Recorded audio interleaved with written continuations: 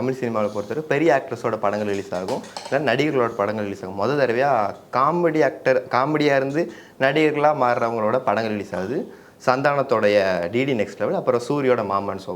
இந்த 2 பேருமே கிட்டத்தட்ட ஒரு கிளாஷ் மாதிரி படங்கள் ரிலீஸ் பண்ணிடுறாங்க.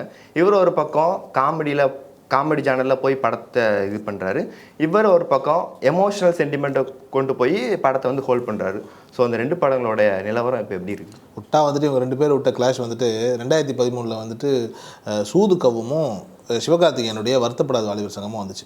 அந்த டைமில் வரும்போது இவங்க 2 பேர் அடுத்த விஜய், அடுத்த அஜித் இவங்க தான்ன்ற மாதிரியான ஒரு நிலைக்குள்ள அப்படியே கொண்டுட்டு போய் அவங்கள அப்படி தான் ப்ரொமோட் பண்ணாங்க. இன்றைக்கி அவங்க ஆல்மோஸ்ட் அவங்க அந்த உச்சத்தில் தான் இருக்கான்னு வைங்களேன். ஆல்மோஸ்ட் நீங்கள் சொல்கிறத பார்த்தோம் அப்படின்னா சூரியும் சந்தானம் தான் அடுத்த பிக் அப்படிங்கிற மாதிரியான ஒரு நிலையில் சொல்கிறீங்க. ஆனால் உண்மையிலேயே இவங்க 2 பேருக்குமான ஒரு கதாநாயகர்கள் அப்படிங்கிற அந்த ஒரு வேல்யூ நிச்சயமாக இருக்காது, எந்த ஒரு டவுட்டும் கிடையாது. ஆனால் இது ஒரு பெரிய கிளாஷா அப்படின்னா அந்த மாதிரியான ஒரு கிளாஷ்லாம் கிடையாது. யாரும் அவங்க 2 பேரும் சண்டை போட்டுக்க போகிறதுலாம் கிடையாது, இல்லை சுற்றி இருக்கிற ரசிகர்கள்லாம் யாருமே சண்டை போட்டுக்கிற மாதிரியான ஒரு நிலை இல்லை. ஆனால் இவங்க 2 பேருக்குமே ஒரு இமேஜ் இருக்குல்ல, அந்த இமேஜை கரெக்டாக கேஷ் பண்ணி தான் இந்த படத்தையே செலக்ட் பண்ணி பண்ணுறாங்கிறது தான் தெளிவான யுக்தி.